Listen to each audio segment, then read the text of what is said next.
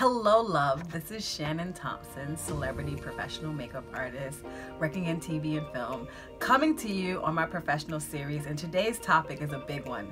It's something that's really popular right now and it's never going to go away. We're talking about marketing, we're talking about branding, we're talking about websites and your specific, stamp, if you would say that.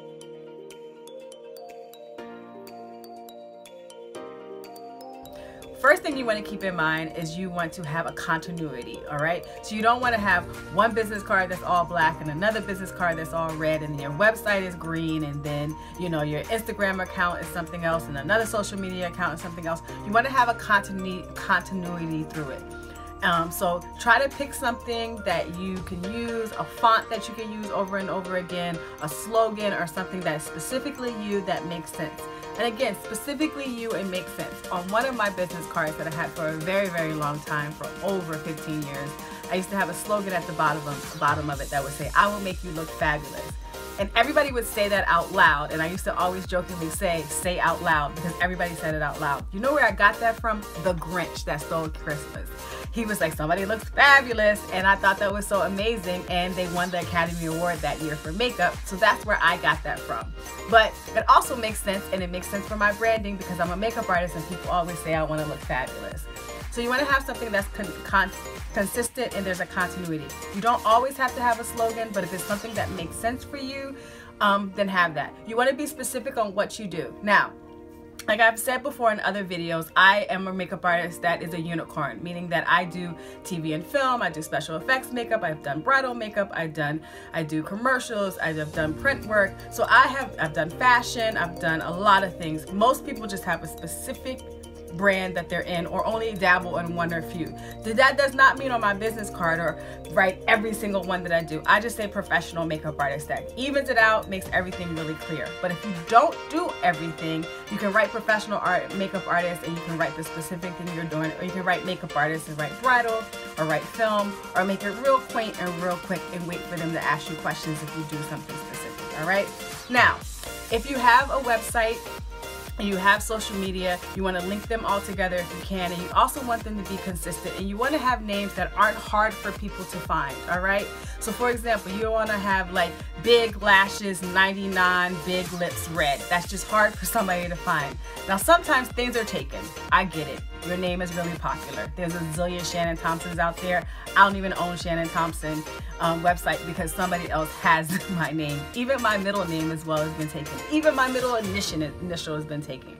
So a lot of times your name is popular. So if you need to get something that's not your name, make sure that it's clever but also appropriate and makes sense for you. And something that people can find and doesn't have a lot of like symbols or underscores or emojis or something that's just difficult in general. You want something to remember and something a little bit catchy. If you can't afford a website, there are free websites that you can start with and then you can buy the domain name later on. But if you know that you have a name or know that you have an idea that you really want to keep, then it's only going to cost you like a few dollars for you to get the name. Maybe $10, maybe $12, maybe $100 a year. That breaks down to a few cents a month. So at least you can have that and you can own it and you can move forward for it. Years ago, it used to be hundreds and hundreds of dollars for you to have a website or own your name. Now it's not that expensive. It's a lot more common. And again, there's a lot of marketing places that are out there for you to be able to do. Your social media. You want to have 2 social media accounts or separate your social media accounts. You want to be real specific. You want to have one that's just makeup related, or if you just have one account, instead of have one that's makeup related and one that's personal related, if you have one account, then you want to be real specific about what you have on your social media. Meaning that if you have children or you have a personal life, which I hope that you do have a personal life, be cautious about what you put out there, because you don't want to have a picture of you partying at your birthday having a great time and then the next thing you have, you're on set and it doesn't make sense or doesn't match your particular brand. And again, you're creating that brand. You're creating the image that you want out in the world and what you want people to see, okay? So my social media is really targeted to my work. Every once in a while, I might post something up there about my family. Every once in a while, I might post something about an assistant or an intern or somebody else that works for me or works with me or having a great time. But majority of the time, it's just work related. It's real specific. I have hashtags that go together. So just keep that in mind.